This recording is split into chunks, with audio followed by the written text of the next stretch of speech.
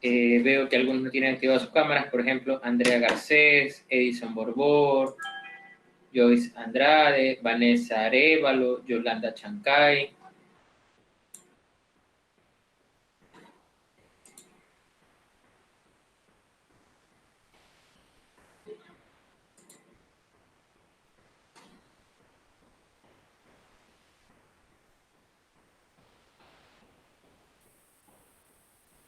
Bien, el día de hoy, previo a dar inicio a las clases, yo les mandé unos links. En esos links van a ver todo lo que tiene que ver sobre la actividad probatoria. Miren, a mí me interesa que ustedes tengan la base respecto de, en primer lugar, sobre la competencia, quiénes son los competentes para conocer una demanda. En segundo lugar, en los sujetos procesales, y en cuanto hablamos de sujetos procesales, la capacidad incluso para comparecer dentro de un juicio. En tercer lugar, la prueba. La prueba que es fundamental para acreditar lo que ustedes están alegando, porque si es que hay un adagio, un doctrinario decía, el tener un derecho y no poder probarlo es como no tenerlo. Esa frase yo la utilizo en mis sentencias cuando los sujetos procesales hacen una alegación, sean como actor o sean como demandados, porque recuerden que se puede invertir la carga de la prueba al demandado cuando hace afirmaciones y no prueba sus acertos, entonces se entiende a favor del actor, por ejemplo. O el actor cuando no prueba sus afirmaciones, no, es como no tener derecho. Entonces, el día de hoy tienen el uso de la voz los estudiantes para que nos indiquen sobre tres cosas. La primera, que fue lo que vimos en la clase pasada, en forma breve. Y en segundo, ya vamos a entrar en materia sobre el control de lectura. Y finalmente, el día de hoy les voy a enseñar en forma general cómo se encuentra estructurada una audiencia, cómo se encuentran estructuradas las audiencias en el Código Orgánico General de Procesos. Bien, algún voluntario puede escribir en el chat para darle el uso de la voz, para que nos indique breves rasgos lo que vimos en la clase pasada y se concentre sobre lo que el control de lectura que mandé a revisar. Una pregunta, Doris, no sé si es en este curso, hágame acuerdo, que dije que iban a iniciar a las personas que tenían arrastre, o estoy equivocado. Buenas tardes, abogado, ¿cómo está? ¿Me escucha? Sí, le escucho. Allá, buenas tardes con todos. Sí, sí dijo eso, pero no sé si hacía alusión a la lección pasada. Bueno, no importa. ¿Quién quiere participar?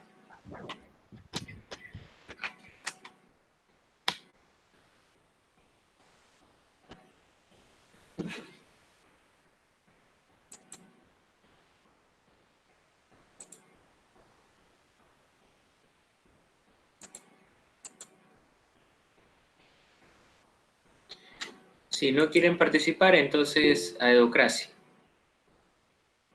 A ver, Samantha León.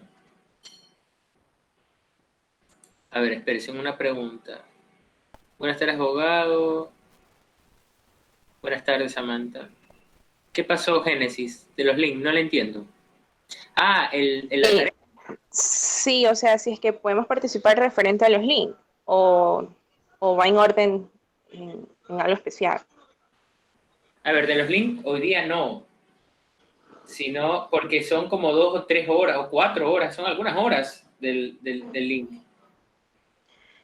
Sí, son de un video 2 horas, el otro video 2 horas y el otro 2 horas y media. Ajá. Sí, es bastante. Entonces, Es extenso, sí. esos videos los van a ver durante toda esta semana. Y es para el próximo martes, así que con tranquilidad.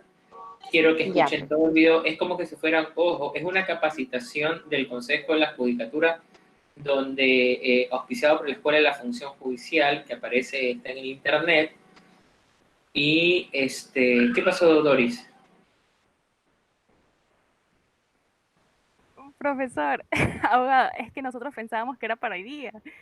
Y algunos nos quedamos toda la madrugada viendo la capacitación y haciendo resumen de la capacitación. Entonces, por eso mi compañera le hace alusión al tema. Ah, y ya tienen, Sí, por eso le preguntaba.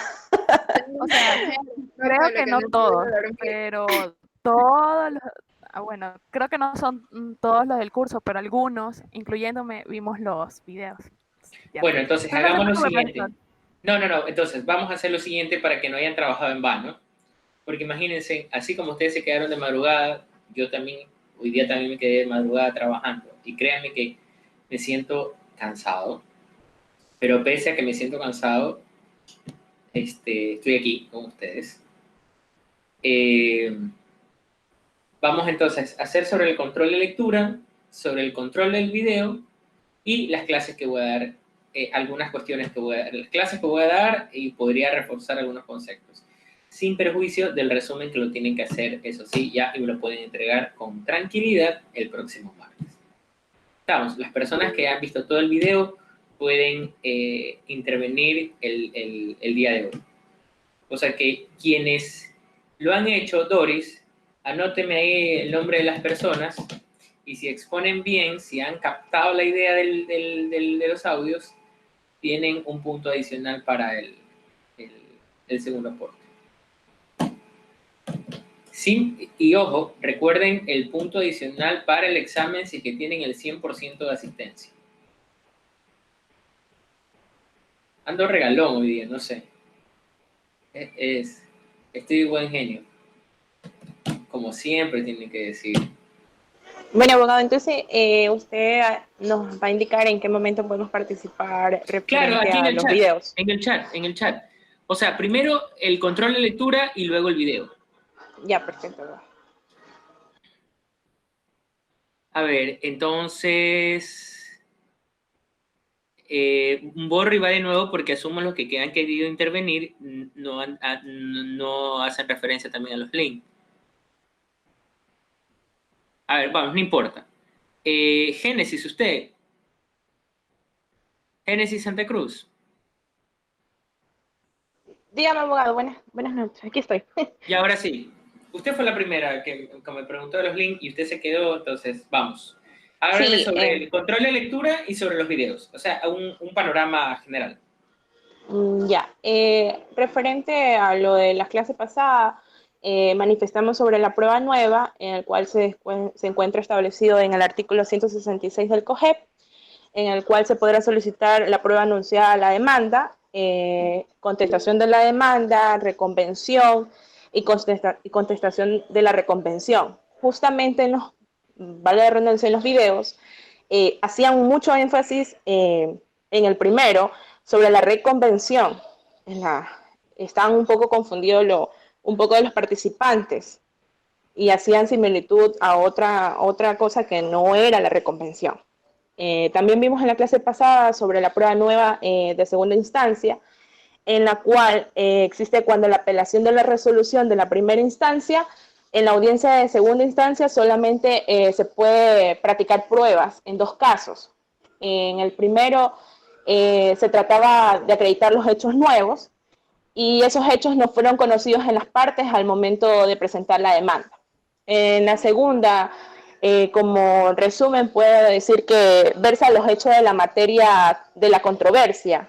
También hacía énfasis en el artículo 258, si no me equivoco. También vimos sobre el anuncio probatorio, que se entiende que es en los medios de prueba. Es decir, que es aquel acto procesal mediante las partes con fundamento entregan el material probatorio. Es decir, ellos en ese momento prueban lo que dicen mediante, en este caso, los medios de prueba. También vimos sobre la prueba para mejorar Para mejor y resolver. resolver. Sí, estipulado en el artículo 168 del COGEP, indica que el juzgador podrá ordenar el oficio y expresar constancia de las razones de su decisión. Por ese motivo, la audiencia se podrá suspender hasta por el término de 15 días. También vimos sobre la prueba nueva, que está estipulada en el 166, en el cual se podrá solicitar prueba no anunciada a la demanda, a la contestación a la demanda, a la reconvención, y pues sería en la convocatoria de la audiencia de juicio. En relación a esta prueba nueva, en el primer video, haciendo relación, pues por supuesto, me llamó la atención que la que estaba hablando indicaba que esto se podría ingresar en... O sea, ellos daban como una apertura para poder ingresar esta prueba nueva. Ya, o sea, no me recuerdo si fue el juez o que indica que pueden ingresar la prueba nueva en el proceso. Algo así indicaba en el video. Bueno, también hablábamos sobre la solicitud del acceso judicial de la prueba, en el cual sea imposible tener acceso y deberá ser anunciada aquella y que no se pronuncie, no podrá introducirse en la audiencia. Es decir, que siempre va a haber una solicitud para poder anunciar el acceso a la prueba. Ya, entonces eso podría acotar referente a la clase anterior. No sabría si es que deseo. Ya, ahora sí, sobre los videos. Ya voy. Referente al primer video, que la verdad es bastante extenso, pero muy interesante, hablamos sobre los parámetros legales para admitir una prueba según el COGEP.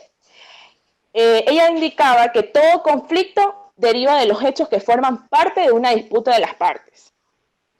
También mencionaba a un autor tarifo que decía que los medios probatorios mantienen o conectan los hechos a través de una revelación instrumental, y eso los llamaba medios de prueba. También hablaba sobre la admisibilidad probatoria. Ya, en la admisibilidad probatoria es el momento preliminar o la primera fase donde las partes de los jueces deciden que la prueba se admite. En este caso hay anuncios probatorios. Pueden ser conducencia, pertinencia, utilidad y solicitud de la prueba. En la prueba tiene que ser entendida premisa. Hacía referencia a la Constitución como un eje central del ordenamiento jurídico. También indicaba que transforma significativamente el orden jurídico y que el derecho se tiende a aplicar y debe interpretarse conforme a la Constitución. También hacía referencia en plena vigencia en mayo de 2016 acerca del COGEP, en el artículo 1 como ámbito regulador de la actividad procesal de todas las materias excepto Constitución, electoral y penal, enfatizando la observancia del debido proceso. ¿Qué más? La prueba decía que era la garantía básica del derecho del debido proceso. Hacía énfasis en el artículo 76, numeral 4 de la Constitución, el cual decía que todo aquello era concebido en contra de la Constitución, no tendrá validez ni eficacia. También exacto, probatorio. La prueba aparece con la garantía del derecho a la defensa, se efectiviza en el derecho de la presentación formal y que las partes podían tener réplica y contradecirlas. Ya. Referente a los sujetos procesales, ella también mencionó que eran 3, actor, demandado y juez. Indicaba que cada sujeto procesal tiene carga de deberes en sentido de la carga de la prueba, siempre que el detractor pruebe, pero si el demandado al contestar realiza una afirmación, entonces la carga ya está para el demandado. Ella hizo un ejemplo en el video. En este caso también hay inversión de la carga de la prueba. Si no me equivoco, esta jueza era de niñez y adolescencia. Ella trabajaba con casos de alimentos. Entonces ella hizo un ejemplo de la inversión de la carga de la prueba en el caso de los alimentos, en el cual ellos tienen que probar que no tienen los recursos para poder, en este caso, pagar, que ya no era como antes, que se acercaba uno a una audiencia por decir, no, es que no tengo cómo pagar, y eso nomás decía. Pues no, ahora tienes que probar que no tienes los medios para poder hacerte cargo de la responsabilidad. También hablaba sobre los momentos del CONGEP, en este caso hablaba sobre la proposición o el anuncio, en el cual era la demanda, la contestación y la reconvención. También y la sobre contestación a la reconvención. Sí, eso, ya. En la admisión y la denegación era muy propio de los juicios ordinarios, preliminar o de inicio. También había un juicio de admisión en el cual el juez tiene que filtrar o admitir la contradicción de las partes, en el cual la prueba necesite o que los recursos, en este caso de la conducencia, pertinencia, utilidad y licitud, es en aquella prueba que se va a aceptar. En este caso era dos tipos de juicios que ella hacía una comparación, el juicio de admisión y el juicio de valoración. En el de valoración se refiere a cada una de las pruebas practicadas que se han reunido en estas condiciones que han logrado la convicción al juez y a las afirmaciones de la parte. Aquí tiene que ver mucho la convicción que tenga, en este caso, para la valoración al juez, ¿ya? También mencionaba que en el artículo 166-60 del CONGEP, la prueba debe reunir todos los requisitos, en este caso la pertinencia, la utilidad, la conducencia, y se practicará según la ley, con lealtad y veracidad. Bueno, en este caso es lo que podría contar de lo del primer video. ¿Son 3 videos? ¿Son 2 o 3 videos? 3. Sí, porque es que me estoy confundiendo porque en Constitucional también les mandé a revisar otras 10 horas de video. Muy bueno el curso. Sí, en este caso también en el primero, hacía una diferencia entre la conducencia y la pertinencia, porque uno de los participantes se confundía mucho en aquello y decía que la conducencia tiene que ver con la cuestión del derecho como norma eficaz de probar, en este caso. En cambio, la pertinencia es aquella que se haya íntimamente relacionado con los hechos contenidos con el tema probando. Ya, entonces ella hacía un poco de referencia en eso. También habíamos sobre la utilidad, que tiene que ver con el medio capaz de la certeza del juez con el que yo pretendo probar. En este caso, esa sería la utilidad. En la licitud de la prueba, lo estipula en el artículo 160 del COGEP, en el cual el juzgador declarará la imprudencia de la prueba cuando se haya obtenido la violación de la Constitución y de la ley. Bueno, ahí también había otros puntos del deber de motivar el auto de admisión. Ella hacía referencia de que muchos jueces ponen en la sentencia no hay motivación. Ya, entonces el cual deben existir al juez en la sentencia, debe dedicarle un momento a la decisión de no admitir la prueba de la admisión o no tiene la apelación. Ella hacían preguntas ahí, entonces ella dijo que eso es la mayoría que ponían. Eso es referente al primer video. No sé si es que era el segundo. Sigue el segundo y el tercero. Bueno, ya. En la segunda hablábamos sobre las reformas del COGEP. En las reformas del COGEP, la prueba hablaba sobre el manejo y de los cambios que había tenido el Código Orgánico General de Procesos, el COGEP. Entonces, hablaba sobre unos paradigmas, en el cual decía que uno de los paradigmas que habían cambiado era la libertad probatoria, en el cual fundamental los límites de licitud, de legalidad en la fase probatoria. Según el artículo 146 del COGEP, habla de la admisibilidad de la demanda. También hacía referencia en estos cambios de paradigma sobre la admisibilidad en la audiencia. Entonces, ahí hacía énfasis en que la prueba no anunciada en la demanda, de la contestación de la demanda o de la contestación de la reconvención, era ese problema en la admisibilidad de la audiencia. Entonces dice que la prueba nueva es una solicitud que podemos realizar ante la convocatoria de la audiencia de juicio, y eso ocurre en la audiencia preliminar. También hacía énfasis en la evacuación en audiencia, que permite que aquellos probatorios legales ilícitos pasen a valoración y resolución judicial. Eso en cuanto le hacía yo referencia al juicio de valoración. También hablaba en este caso sobre la calificación de la demanda. Decía que es la puerta de entrada al proceso. Incluso eso lo indicó la Corte, y se ancla al acceder al derecho de la justicia. Ya. También hablaba... Tutela judicial efectiva. Sigue. Sí, exacto. El debate probatorio se debe demostrar en audiencia. El juez debe excluir cuando se habla de ilicitudes. En este caso ella da referencia al debate probatorio.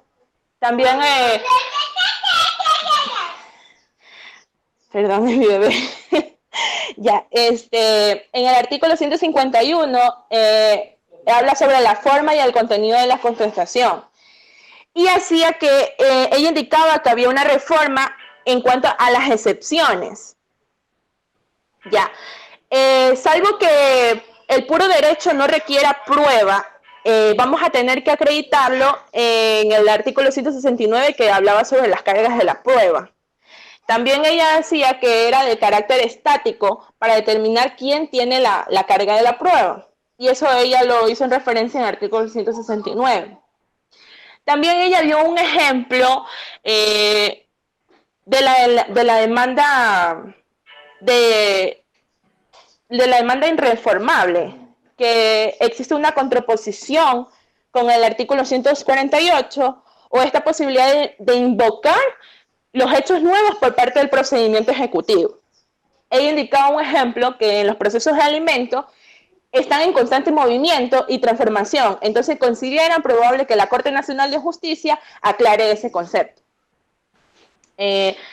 También en las reformas de excepciones, en asuntos... ¿Sabes por qué? Porque básicamente las cuestiones de alimentos se sustancian por procedimiento sumario, y el artículo 333.1 del COGEP prohíbe la reforma de la demanda. Sí, eso indicaba ella, y hacía referencia a lo de los alimentos. También en el artículo 333, numeral 4, hablaba sobre el procedimiento sumario.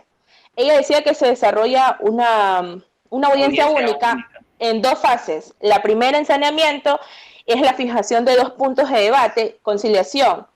Y en la segunda, pruebas y alegatos. Ella indica que el juicio pertenece a la ciudadanía, es decir, que ellos son los titulares. Y ella mencionaba que no es el juez, no es el abogado, sino la ciudadanía. También en la admisibilidad de la prueba tendrán esta fase en la cual las partes podrán alegar. También hablaba sobre la prueba documental de gran volumen o formato. En el artículo 204, en el cual hablaba de la digitalización, que va a aumentar por el motivo que estamos acostumbrados a leer en físico que en digital. Entonces ahí le hacían una pregunta a ella en el cual indicaba de que cómo van a poder diferenciar entre una falsificación de algún documento, en este caso si las audiencias se están manejando de manera virtual, pues, ¿verdad? Entonces ella indicaba que lo digital es el medio en el cual se está llevando la audiencia, ¿ya? Pero que los documentos tienen que tenerlo ambas partes, ¿ya? Ella los mencionaba en la charla. También hablaba sobre el artículo 122, en el cual hablaba sobre los catálogos de diligencia. En este caso mencionó la preparatoria, que sirve como prueba que pudiera participar una prueba urgente en el cual se pueda perder. Y en la reforma actual está relacionado al numeral 7 acerca de la declaración de las partes que rinden en este proceso.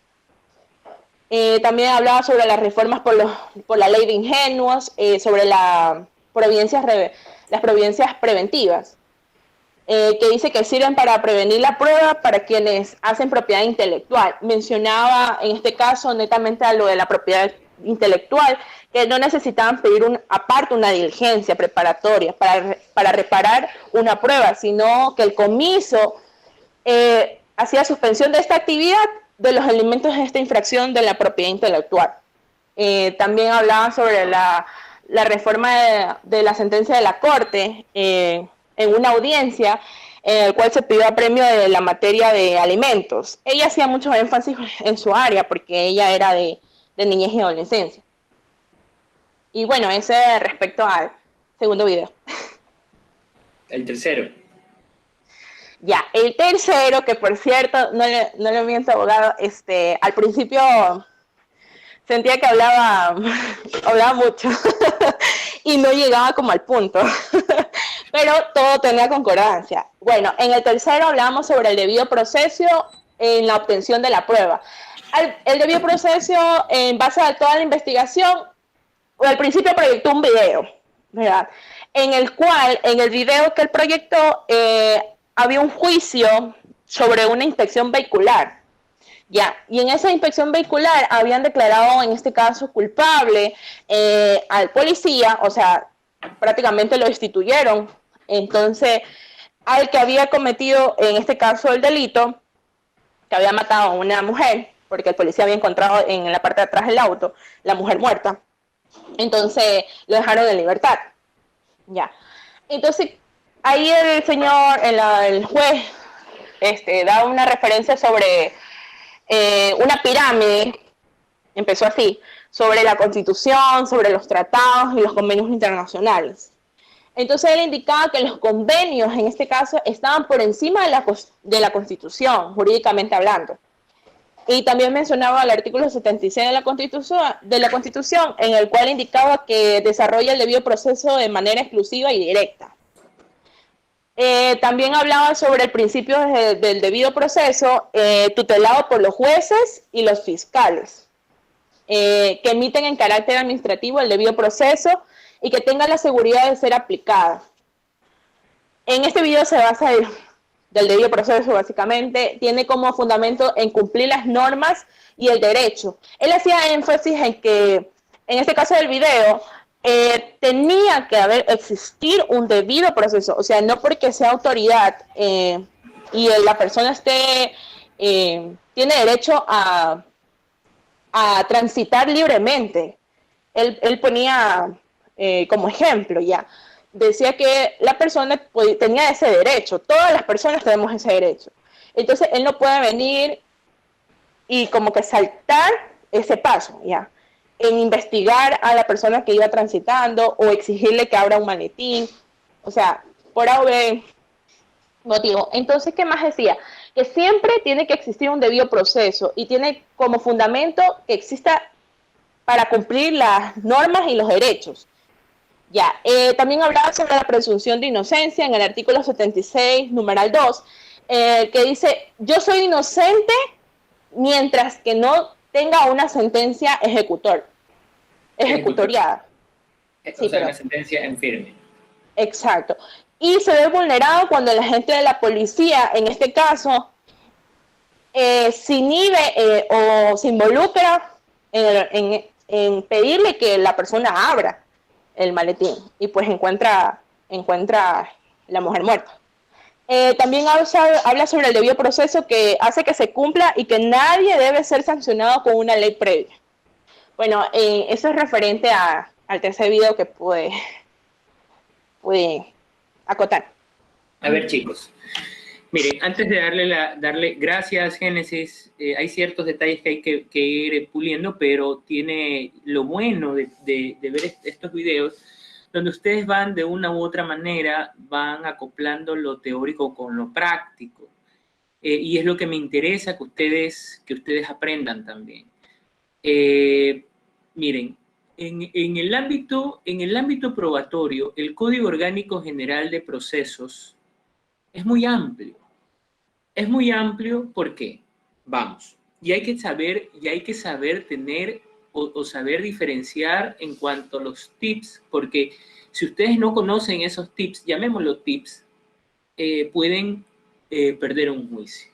A ver, en primer lugar, ¿cómo comienza un proceso? Comienza con la demanda. La demanda permite acceder a los órganos jurisdiccionales. Al momento que usted le permite acceder, es uno de los elementos que forman parte de la tutela judicial efectiva. La tutela judicial efectiva tiene 3 elementos. El primero, el acceso. El segundo, un debido proceso. Y el tercero, una resolución congruente, ¿verdad? Y que se pueda ejecutar. Entonces, y que se ejecute lo que se ha resuelto. Entonces, ¿cuál es el primer elemento que se materializa con la demanda? Es el acceso.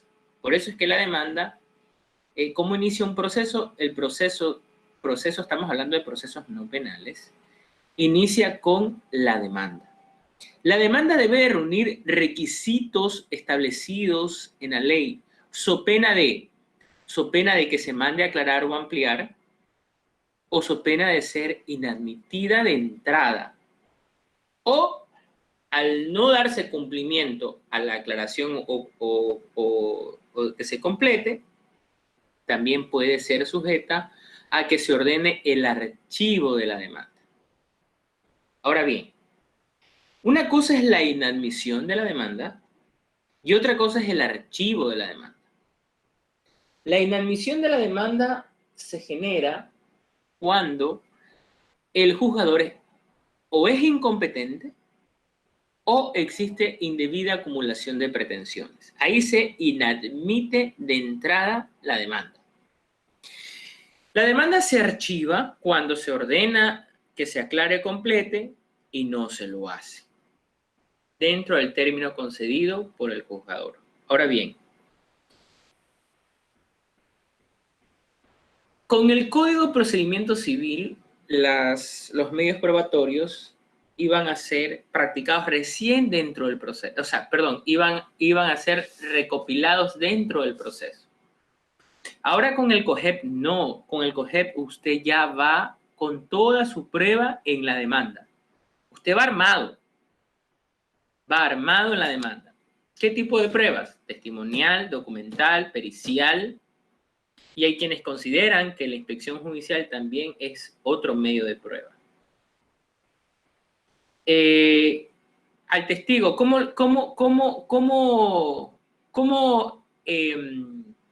anuncian un testigo? ¿Lo ponen con un clip en la demanda o cómo lo hacen? ¿Cómo anuncian un testigo? A ver, Víctor González. ¿Cómo se anuncia un testigo en demanda? ¿Cómo se anuncia un testigo en la demanda? Sí. Pues se lo adjunta como prueba testimonial. ¿Ya? En la demanda mismo. Sí, pero ¿cómo? Si ven... No entiendo el cómo. Ok. Usted, Víctor, plantea una demanda y quiere que vaya a rendir testimonio a su favor Ernesto Serrano, Iber Wilcapi y Gabriela Garcés. ¿Verdad? ¿Cómo lo hace en la demanda?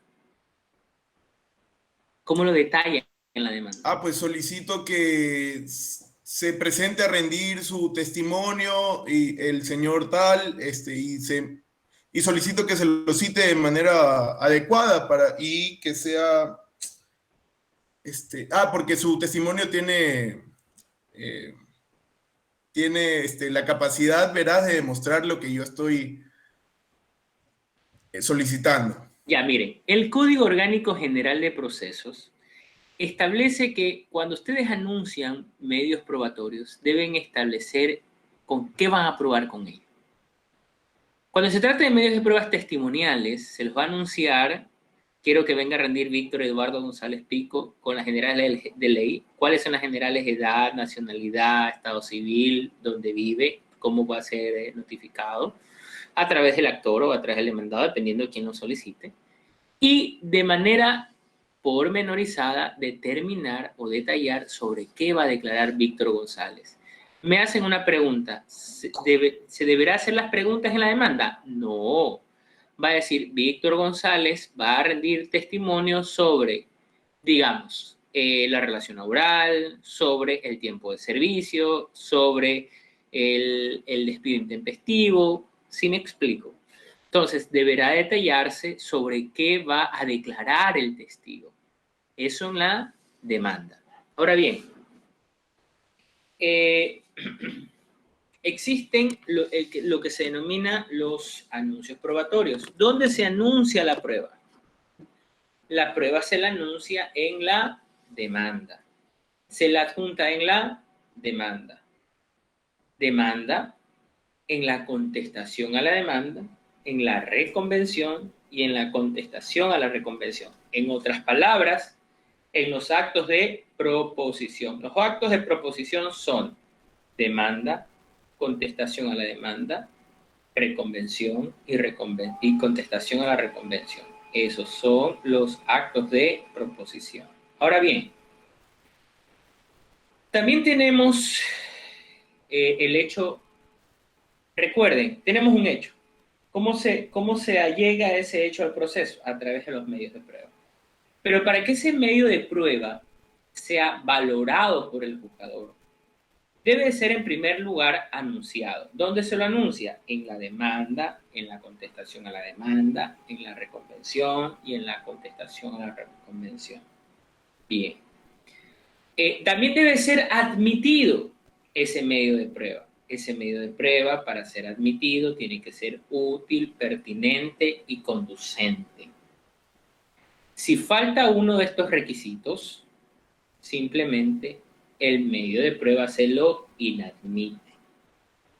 Se lo inadmite.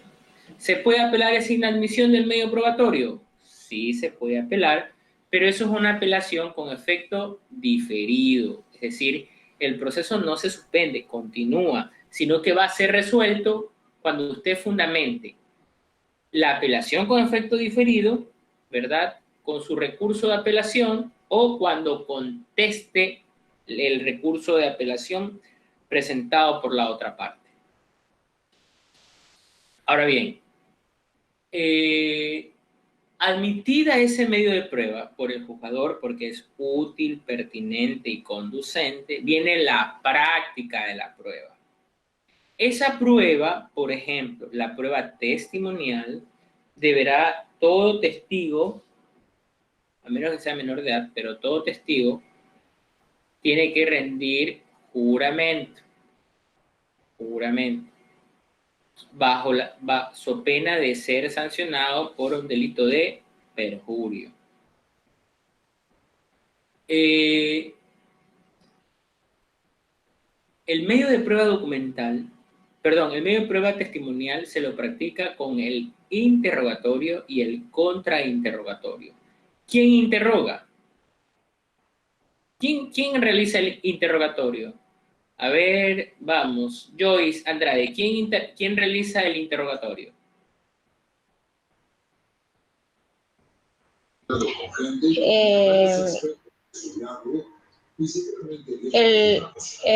ver, sería el...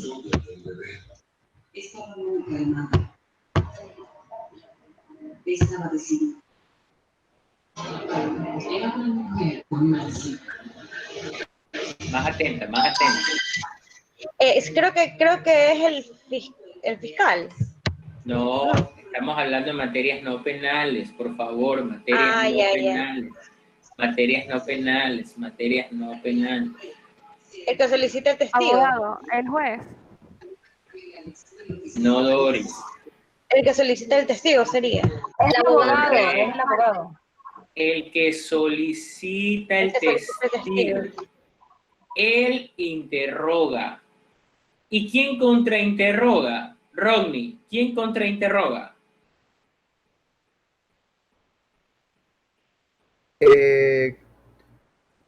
Sería el demandado. No, No. el jugador no sería el que... No, Ron, no. A ver, El abogado de sí, la otra parte. el abogado de la otra parte. Correcto. ¿Por qué? Porque recuerden que ¿quién puede pedir testigo? Lo puede pedir o bien el actor o el bien el demandado. ¿Quién interroga? ¿Quién lo pide? ¿Quién contrainterroga? La otra parte, pues. Así de sencillo.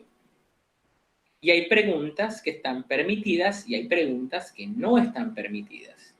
De ahí que, adicional a lo que van a ver los videos, los que ya vieron, chévere, pero vayan preparando, tienen que analizar respecto al ámbito de